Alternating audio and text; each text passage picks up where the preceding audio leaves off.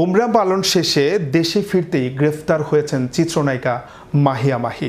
ইতোমধ্যে তাকে কারাগারে পাঠানোর আদেশ দিয়েছেন আদালত।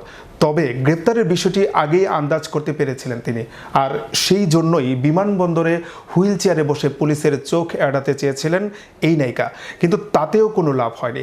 এত সব কৌশলের পরে ধরা পড়তে হয়েছে পুলিশের জালে। বিস্তারিত দেখুন ডেস্ক রিপোর্ট।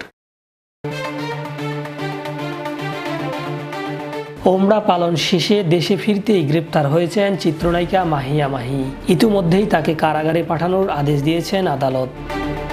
তবে গ্রেপ্তারের বিষয়টি আগেই আন্দাজ করতে পেরেছিলেন এই নায়িকা। হতে পারে আমি দেশে আসার সাথে সাথে হয়তো বা অ্যারেস্ট হতে পারে, আমরা অ্যারেস্ট হতে পারি। শনিবার সকাল 10:50 BG-336 ফ্লাইটে সৌদি আরবের জেদ্দা থেকে ঢাকা শাহজালাল আন্তর্জাতিক বিমানবন্দরে অবতরণ করেন মাহি। তার লাগেজ ছিল 4 নম্বর বোর্ডিং ব্রিজের 6 নম্বর বেল্টে। বিমানবন্দরে নামার পর হুইল চেয়ারে দেখা মেলে নায়িকার।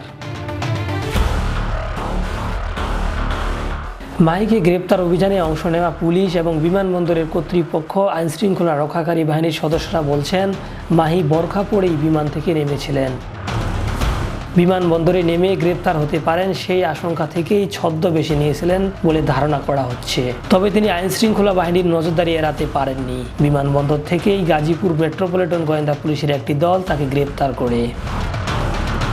ডিজিটাল নিরাপত্তা আইনের মামলায় গ্রেপ্তার চিত্রনায়িকা মাহিয়া মাহিকে কারাগারে পাঠানোর নির্দেশ দিয়েছেন আদালত। তবে আদালতের বিচারক কোনো কথা শোনেননি বলে অভিযোগ করেন এই অভিনেত্রী। তার আগে বৃহস্পতিবার রাতে গাজীপুরের মাহির স্বামীর মালিকানাধীন গাড়ির একটি শোরুম ভাঙচুরের অভিযোগ তোলা হয়। পরে মাহি ও তার স্বামী সৌদি আরব থেকে ফেসবুক লাইভে যুক্ত হয়ে স্থানীয় পুলিশের বিরুদ্ধে বিষাদাগার করেন।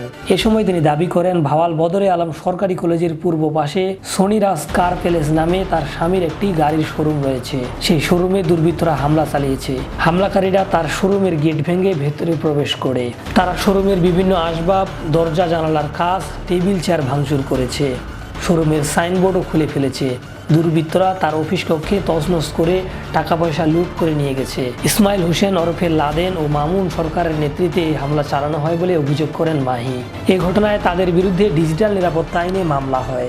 ওই মামলায় গ্রেপ্তার করা হয় মাহিকে।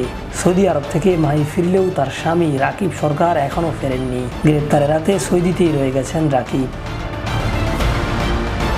শাহরিয়ার রহমান, বিশ্ব বাংলা 24, বিনোদন ডেস্ক।